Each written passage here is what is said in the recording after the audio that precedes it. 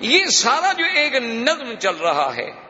اچھا اس کے بعد جناب دیکھیں کہ عبد المطلب نے ایک منت مانی تھی کہ اگر مجھے اللہ نے 10 بچے دیے تو میں ایک بچہ جو ہے نا وہ ذبح کروں گا. کیوں اس وقت فخر سمجھا جاتا تھا نا کہ بھئی سردار جب آئے اس کے پیچھے 10 بچے ہوں، کثرت اولاد جو ہے یہ بہت بڑا اعزاز سمجھا جاتا تھا. آج کل تو خیر تھوڑے بچے اعزاز سمجھا جاتا ہے، کہتے ہیں کہ بھئی بچے 2 ہی اچھے، باقی ہوں تو لوگوں کو دے دو. انا للہ و انا الیہ راجعون. بہرحال یہ تو باہر صورت ان سے پوچھے نا کہ جن نے پہلے منصوبہ بندی پہ عمل کر لیا، بچے 2 تھے وہ بھی بڑھ گئے، اب کیا کریں؟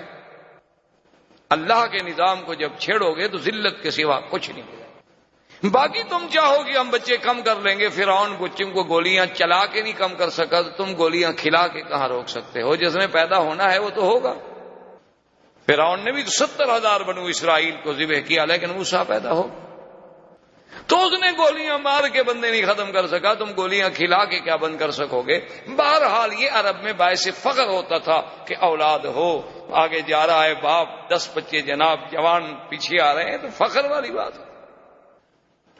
تو بہر صورت بڑی لمبی بات ہے، ان کو 10 اولادیں ہو گئیں، ان کے 10 بیٹے، یہ 11واں حارث تھا. اور سب سے چھوٹا بیٹا عبداللہ تھا جو حضور صلی اللہ علیہ وسلم کے والد، اور سب سے خوبصورت. آپ اندازہ کریں کہ بھی کہاں عبد العزا، اس وقت کے نام کیا ہوتے تھے؟ عبد العزا، عبد اللات، عبد المنات، عبد المسیح، اور کہاں عبداللہ. یعنی اس نام کا جو چناؤ ہے، کیا یہ بھی ایسی ہے کہ مشرکین جن لوگوں کا تعلق بھی اپنے آلہہ سے ہے، اللہ کے ساتھ عقیدہ ہی نہیں، لیکن وہ نام رکھیں عبداللہ؟ کیوں؟ کو قدرت رکھوا رہی ہے نا کہ میرے مدنی کا باپ بنے، اس کا نام تو کافروں والا نہ ہو. یہ اللہ کا نظام تھا نا، کوئی آپ نے تو نام نہیں رکھا نا، ہم نے تو نام نہیں رکھا. یہ کوئی نظام ہے جو اس قدرت کا جو یہ اسباب پیدا کرتی چلی جا رہی ہے کہ جوں جوں حضور کے قریب آ رہے ہیں نام کا بھی خیال ہو، نسب کا بھی خیال ہو. یعنی اس سے بڑی بات ہو سکتی ہے کہ حضور پاک نے فرمایا کہ حضرت آدم سے لے کر حضرت اسماعیل، حضرت اسماعیل سے لے کر میرے ابا عبداللہ کے گھرانے تک اللہ نے ایسی حفاظت کی ہے کہ ہمارے کسی اتنی بڑی حضرت اسماعیل سے لے کر حضرت یعنی اسماعیل کے بعد عبداللہ تک ہماری اس پوری لڑی میں کہیں عورتوں میں گناہ نہیں آیا، کسی عورت نے گناہ نہیں کیا. تو یہ سارا ایسی باتیں تھیں یا اللہ کی تقدیر کے فیصلے تھے. اب سب سے خوبصورت بیٹا عبداللہ ہے، اور جب جناب وہ بڑا ہو گیا تو عبد المطلب تو اپنی بات پہ قائم ہے. اس نے کہا آ گیا جناب وہ راہب کے پاس، اپنے کاہن کے پاس جو کعبہ شریف میں رہتا تھا ان کا کاہن، اس کے پاس ہے. اس نے کہا میں نے تو منت مانی تھی کہ بیٹے کو ذبح کرنا ہے، لہذا چونکہ میرے بیٹے ہیں 10، میرے بیٹے 11 ہیں، لہذا تم قرآن اندازی ڈالو کس بیٹے کا نام نکلتا ہے. تو اس وقت ہر بچے کا نام ایک لکڑی پہ لکھا گیا. وہ ازلام ڈالتے تھے، ایسے لکڑیاں ڈالتے تھے کہ جس کی لکڑی ظاہر ہو جائے گی سمجھو اس کا قرآن نکل آیا. اب جب انہوں نے ڈالا تو قرآن نکل آیا عبداللہ کا. اور عبد المطلب کہتے ہیں میں دعا مانگ رہا تھا کہ اللہ میرا کسی بچے کا قرآن نکلے لیکن عبداللہ کا نہ نکلے، کیونکہ عبداللہ انہیں بہت محبوب تھا.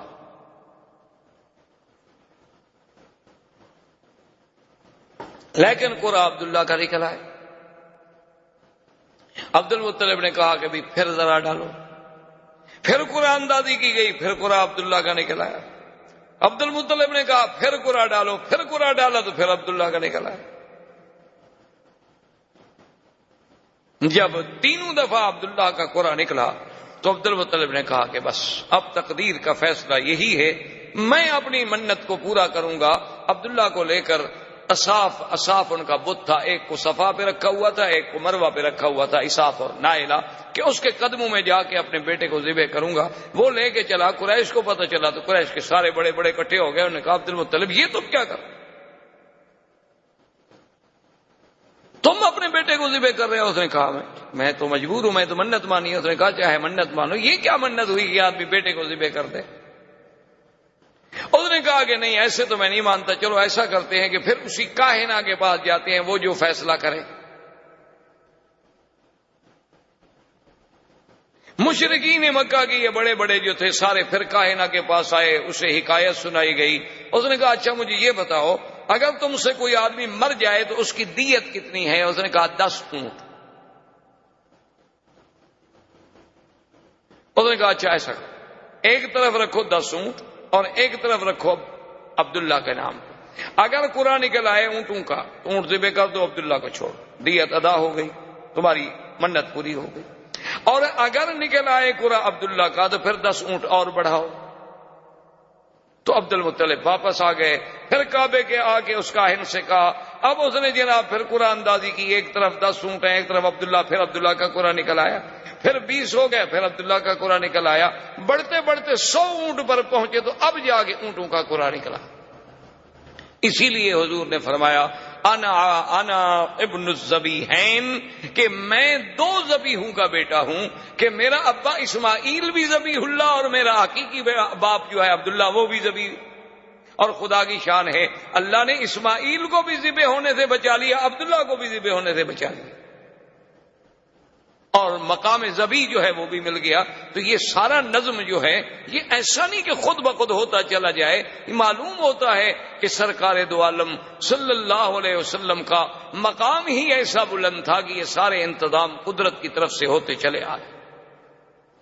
اسی طرح عبداللہ کہتے ہیں کہ میں ایک دن مکہ مکرمہ سے باہر گیا ہوا تھا، راستے میں ایک بہت بڑا قبیلہ تھا عرب کا. اس قبیلے سے جب میرا گزر ہوا تو وہاں کچھ عورتیں کھڑی تھی پانی بھرنے کے لیے. پہلے زمانے میں تو عورتیں اسی طرح کنویں پہ جا کے پانی لاتی تھی. ان میں جو سب سے خوبصورت ترین لڑکی تھی، میں اپنی پیاس بجھانے کے لیے پانی کے لیے رکا تو اس نے میری طرف دیکھا بڑے غور سے، اور اس کے بعد وہ مجھے کہنے لگی کہ تمہارا نام کیا ہے؟ میں نے کہا عبداللہ. اس نے کہا اچھا وہ عبد المطلب کے بیٹے تم ہو؟ میں نے کہا ہاں. تو اس نے کہا اچھا ایسا کرنا کہ تم اپنے باپ کو کل ہمارے گھر بھیجنا.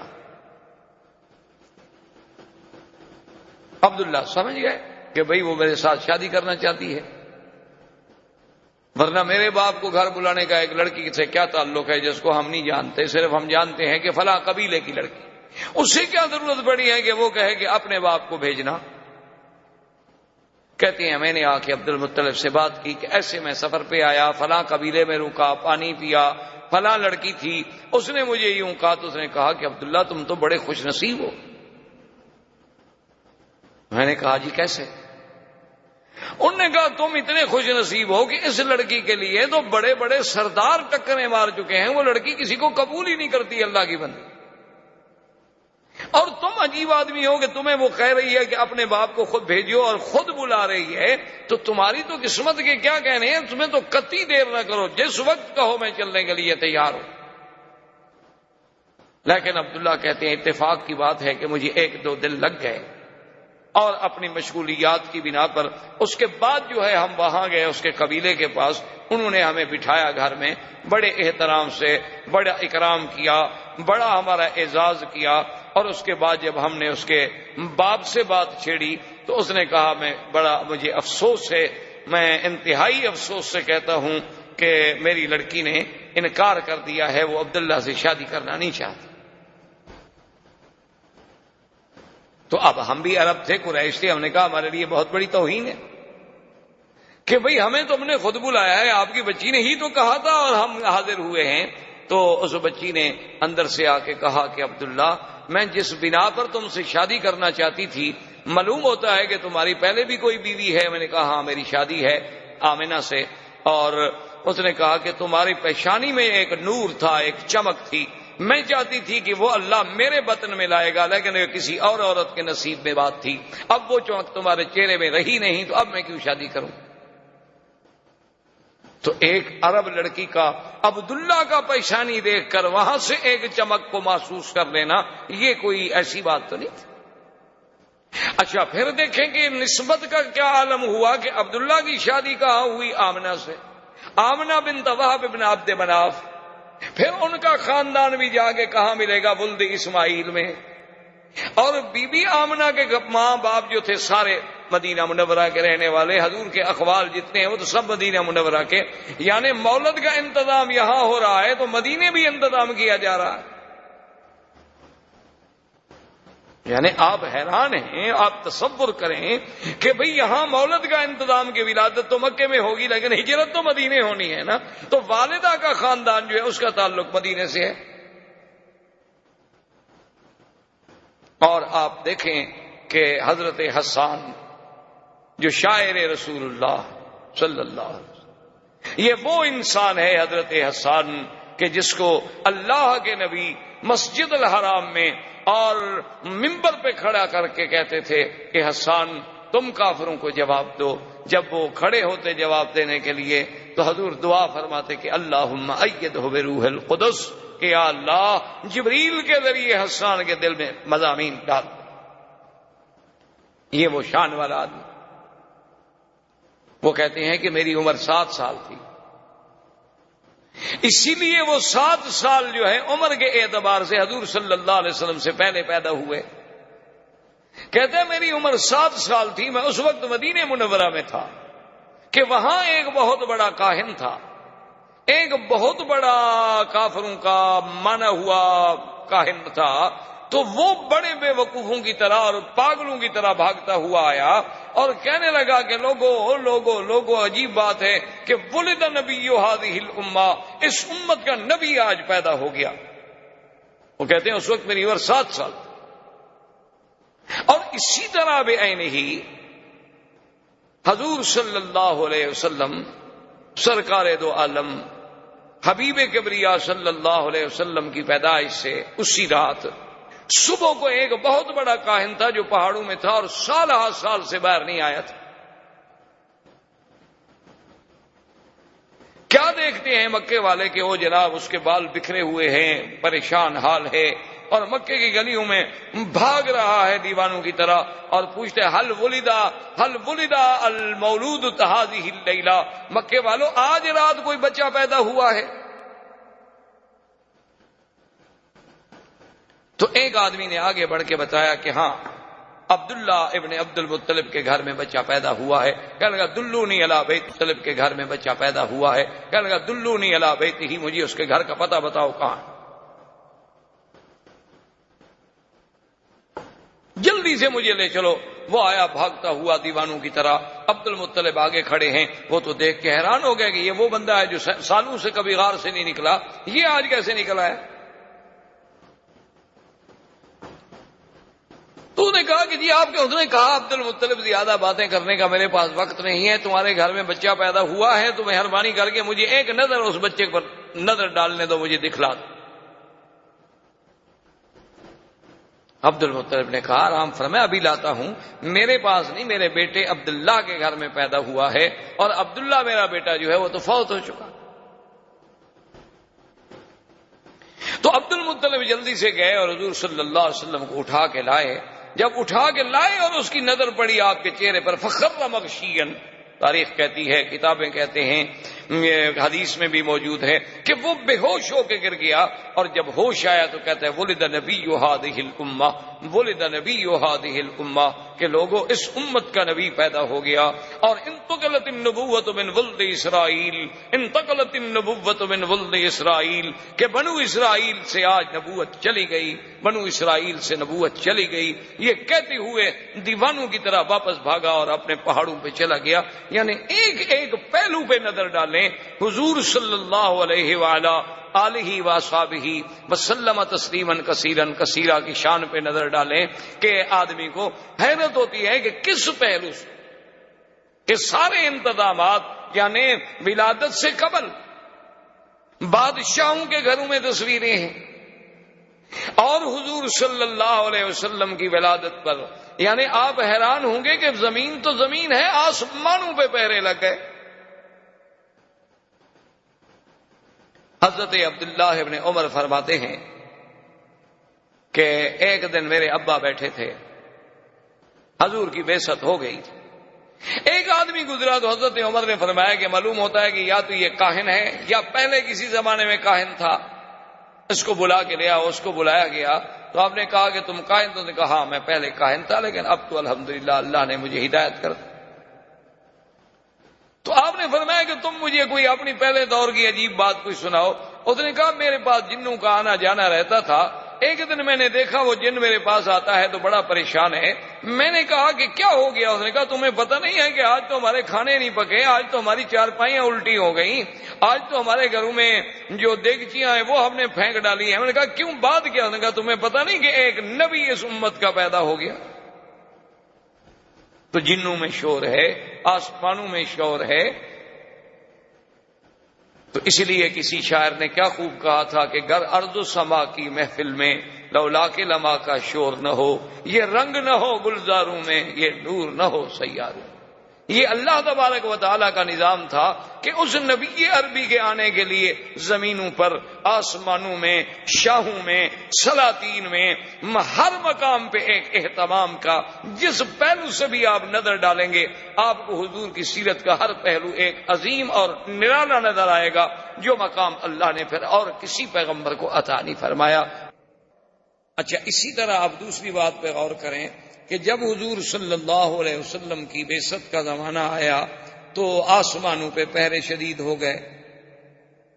جنات سے کاہن کہیں بھی خبر لے آؤ، خبریں لے آؤ تاکہ ہم اپنی قوم کو خبریں دیں. وہ کہیں کیسے خبریں لے آئیں؟ وَأَنَّا كُنَّا نَقْعُدُ مِنْهَا مَقَاعِدَ لِلسَّمْعِ فَمَن يَسْتَمِعِ الْآنَ يَجِدْ لَهُ شِهَابًا رَّصَدًا. کہ ہم کیا کریں، وہ جو ہم نے خلا میں اپنے اسٹیشن بنائے تھے جہاں بیٹھ کے ہم فرشتوں کی باتیں لے لیا کرتے تھے، اب جب ہم وہاں جاتے ہیں تو ہمیں تو دہکتے ہوئے انگارے شہاب ثاقب سے مارا جاتا ہے. یعنی یہ آسمانی میزائل بھی تو اسی وقت شروع ہو گئے. اب آپ زمین سے میزائل بنا رہے ہیں نا. اللہ نے حضور کی بعثت کے ساتھ آسمانی میزائلوں سے جنات پہ فائرنگ شروع کروا دی.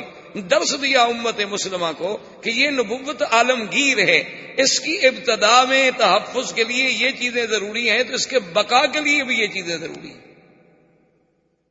ایک سبق ملا قوم کہ اس کے بغیر تم پھر اس نبوت کی حفاظت نہیں کر سکتے.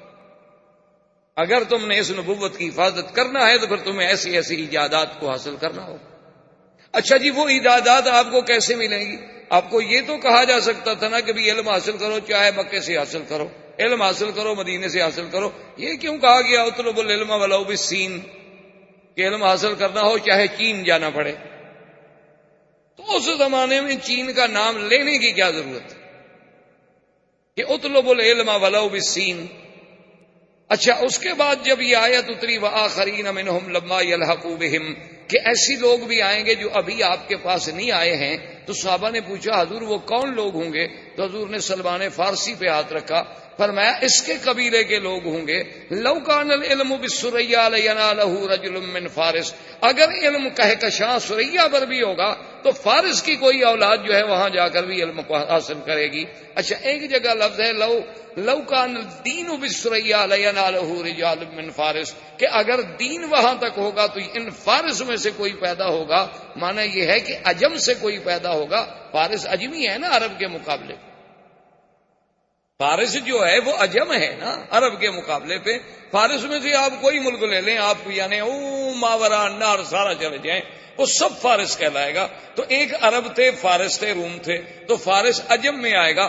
تو معنی یہ ہے کہ عجمی لوگ دین میں بھی اتنی آگے بڑھیں گے کہ جیسے امام ابو حنیفہ رحمۃ اللہ علیہ، اور یہ جدید ٹیکنالوجی میں بھی بڑھیں گے تو وہی عجمی ہوں گے. تو یہ بھی تو کوئی سبق تھا نا جو ہمیں سیرت سے ملا، صرف یہ تو نہیں. اور اسی کو علامہ اقبال نے کہا تھا کہ فطرت کی مقاصد کی کرتا ہے نگہبانی، یا بندہ صحرائی یا مرد کوہستانی. وہ یہ پہلے کہہ گیا تھا کہ فطرت کے مقاصد کی کرتا ہے نگہبانی، یا بندہ صحرائی یا مرد کوہستانی. وہ آخر کوئی بات تو تھی. آپ تصور کر سکتے ہیں وہ یہ باتیں کیوں کہہ گیا تھا کہ ایک ہوں مسلم حرم کی پاسبانی کے لیے، نیل کے ساحل سے لے کر تابہ خاک کاشگر. اس وقت کاشگر کوئی آپ کے پاس تھا یا مسلمان تھے یا آزاد ہو گئے تھے؟ تو آخر یہ کیا وجوہات تھیں؟ تو میرے کہنے کا مقصد یہ ہے کہ آسمانوں پہ پہروں کا بٹھانا، ہاتھیوں کو ایٹم کے ذریعے سے اور خدائی ایٹم کے ذریعے سے ہلاک کرنا، اور اس کے بعد یہ ساری چیزیں جو ہو رہی تھیں یہ ایسے اتفاق نہیں تھے، یہ اس آنے والے نبی صلی اللہ علیہ وسلم سرکار دو عالم حضرت محمد مصطفیٰ اللہ تبارک و تعالیٰ کے اس آخری نبی کے آنے سے پہلے یہ سارے انتظام بعض ایسے نہیں بلکہ ان میں ہر چیز میں اللہ کی ایک حکمت۔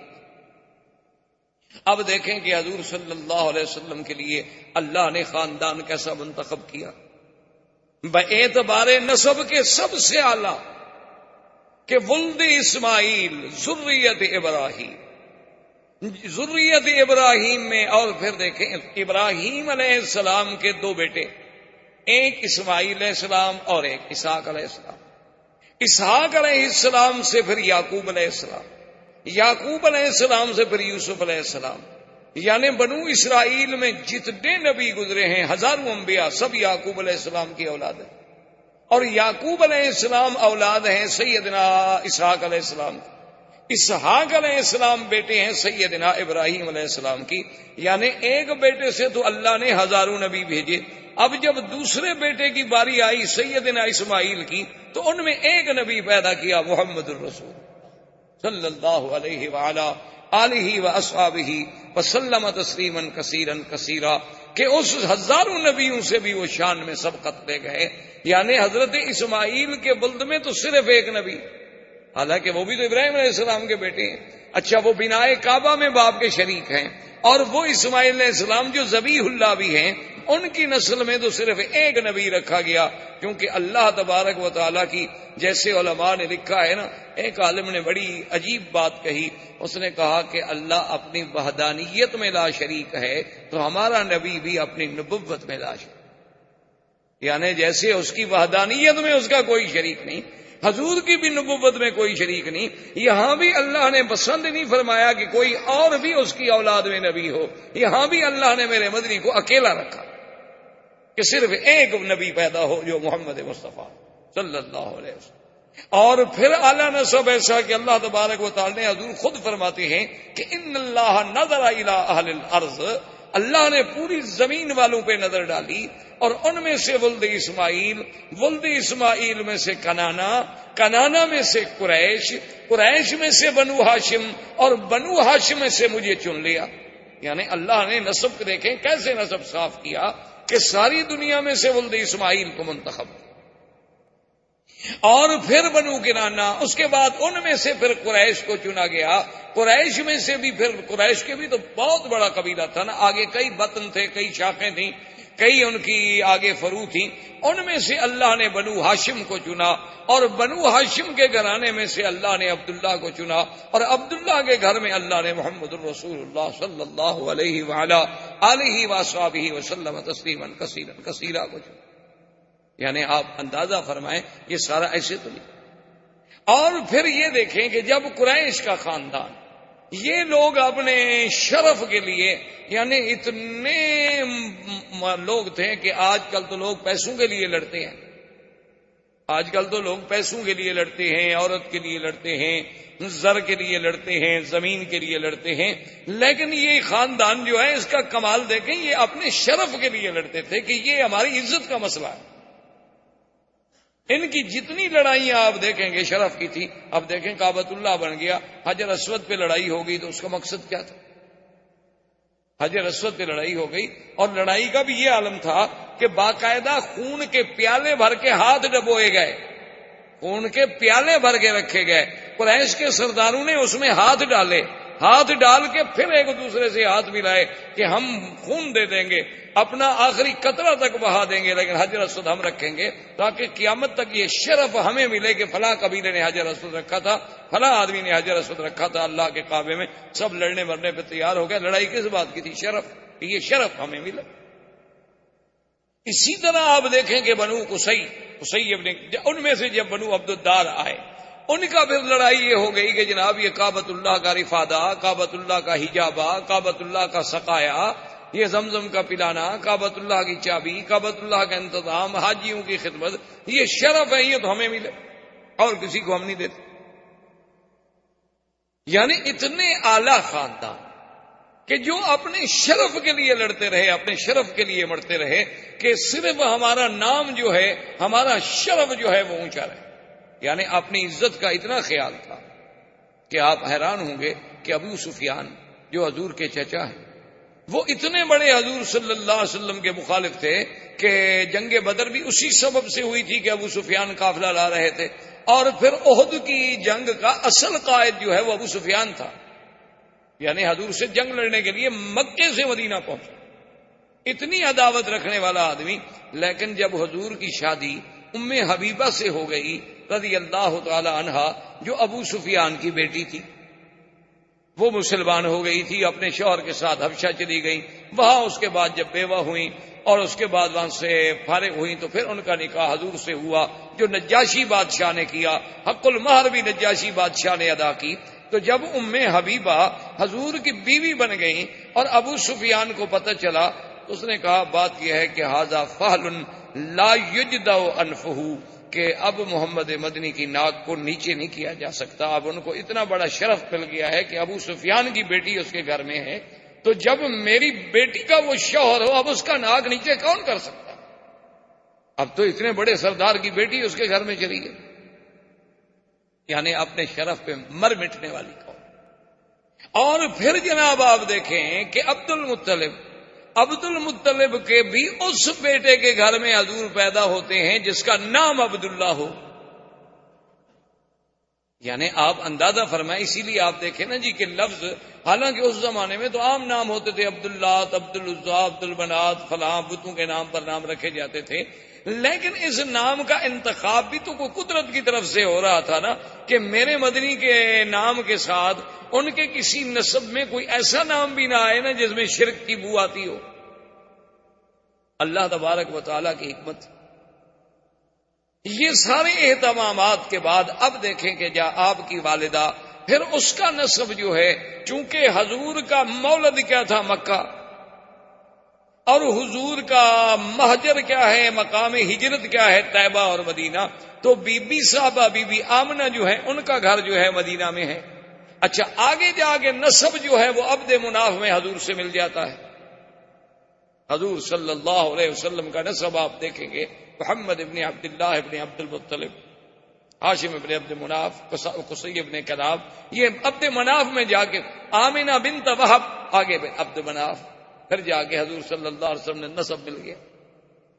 اچھا، تیسری بات دیکھیں جو حضور پاک نے فرمائی اپنی سیرت میں، اور کتنی بڑی بات ہے، فرمایا ولدت من نکاح، آپ نے فرمایا کہ اللہ تبارک و تعالی نے میرا سلسلہ سیدنا اسماعیل سے لے کر میری اماں آمنہ تک، فرمایا اصلاب طاہرۃ و ارحام طاہرات، اللہ نے مجھے منتقل جو کیا ہے تو حضرت اسماعیل سے لے کر میری والدہ آمنہ تک کسی عورت نے گناہ نہیں کیا۔ یعنی اللہ نے کیسے محفوظ رکھا اس سلسلے کو کہ جہاں جہاں حضور صلی اللہ علیہ وسلم کا نسب جڑتا گیا، کفر تو آیا لیکن ان عورتوں میں گناہ نہیں آیا۔ یعنی وہ کافرہ تو ہو سکتی ہیں لیکن ناپاک نہیں تھیں، چونکہ وہ سلسلہ نقل ہوتا چلا آ رہا ہے حضور صلی اللہ علیہ وآلہ وسلم کا، ایک باپ سے دوسرا، پھر تیسرا، پھر چوتھا، حتیٰ کہ بی بی آمنہ تک یہ سلسلہ چلا۔ اور اسی طرح بی بی آمنہ فرماتی ہیں سرکار دو عالم صلی اللہ علیہ وسلم کا جب حمل مبارک ٹھہرا، جب حضور صلی اللہ علیہ وسلم ابھی بطن والدہ میں تشریف لائے، تو فرماتی ہیں خدا کی قسم ہے کہ ایسا حمل تو مجھے پہلے کبھی دیکھنے کا بھی اتفاق نہیں ہوا کہ یہ پہلا حمل تھا جس میں مجھے تکلیف نہیں ہوتی تھی، ورنہ حمل ایک ثقل ہے، ایک بوجھ ہے ماں کے لیے۔ لیکن فرماتی ہیں لما حملت بمحمد صلی اللہ علیہ وسلم، جب میں حضور صلی اللہ علیہ وسلم میرے بطن میں آئے تو اتنے خفیف کہ مجھے کبھی محسوس ہی نہیں ہوا کہ میرے پیٹ میں کوئی بوجھ ہے۔